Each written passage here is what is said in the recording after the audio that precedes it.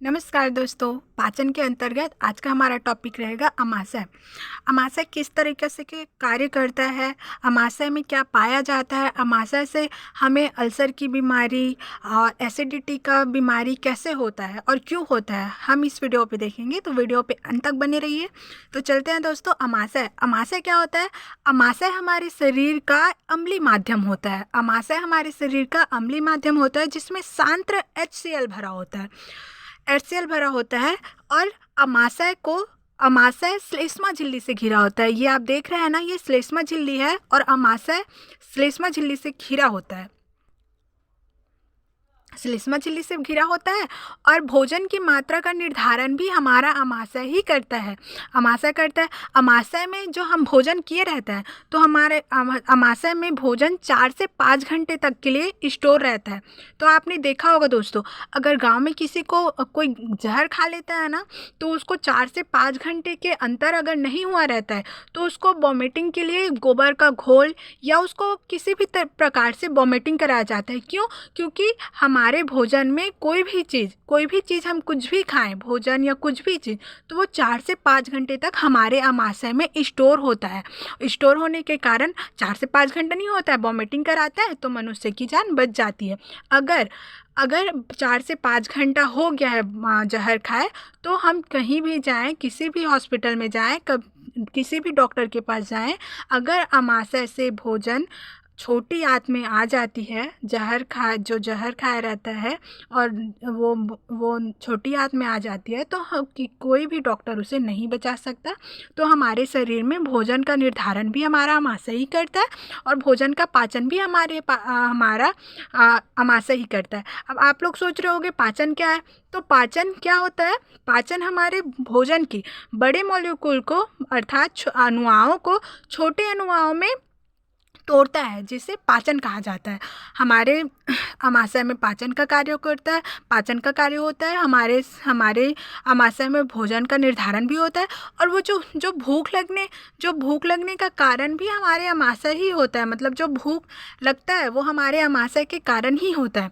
और हमारे अमाशय में ना दोस्तों, जो ये HCl है, तो जब HCl हमारे शरीर में HCl की मात्रा बढ़ जाती है, तो ये HCl क्या करता है? ये सांद्र होता है। तो ये HCl हमारे ग्रास नली की, ये जो हमारा ग्रास नली है, इसके कुछ हिस्से को जला देती है। जब सांद्र HCl की मात्रा बढ़ जाती है तो हमारे ये ग्रास नली को कुछ हिस्से को जला देती है, जिससे जलने के कारण हम मनुष्यों को अल्सर की बीमारी होती है। किसकी बीमारी होती है? अल्सर की। अभी अल्सर की बीमारी क्या होती है? अर्थात अल्सर की बीमारी अर्थात छाले हो जाते हैं, छाले। और जब ये HCl की मात्रा की अधिकता से हमें खट्टा ठकार आता है। और खट्टा ठकार क्या होता है?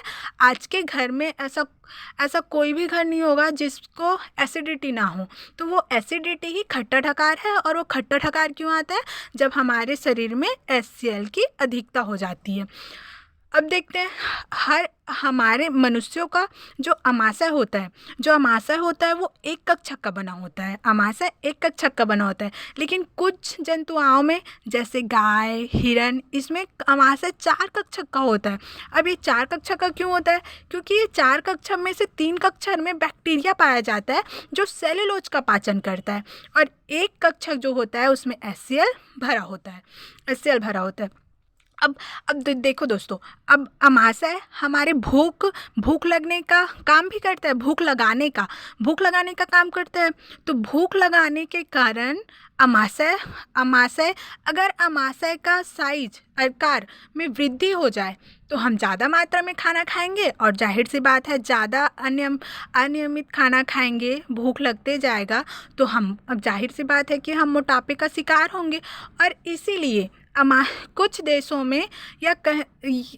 देशों में इसको अमाशय को छोटा कराने के लिए ना एक सर्जरी कराई जाती है। वो सर्जरी क्या है? एक सर्जरी कराई जाती है, तो उस सर्जरी को बेरियोटिक सर्जरी कहा जाता है। सर्जरी कहा जाता है। ये सर्जरी क्या होता है?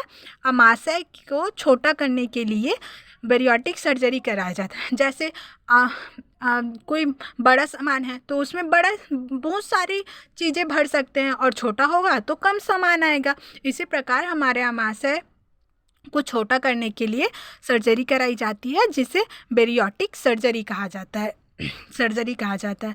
ये होता है दोस्तों हमारे आमाशय का कार्य। आमाशय कैसे करता है, इससे हमें अल्सर से बीमारी होती है। क्यों होती है? क्योंकि HCl की मात्रा बढ़ जाती है, और ये हमारे शरीर में ये आमाशय, ये ग्रास नली, श्लेष्मा झिल्ली और उसके अंदर पाया जाता है HCl।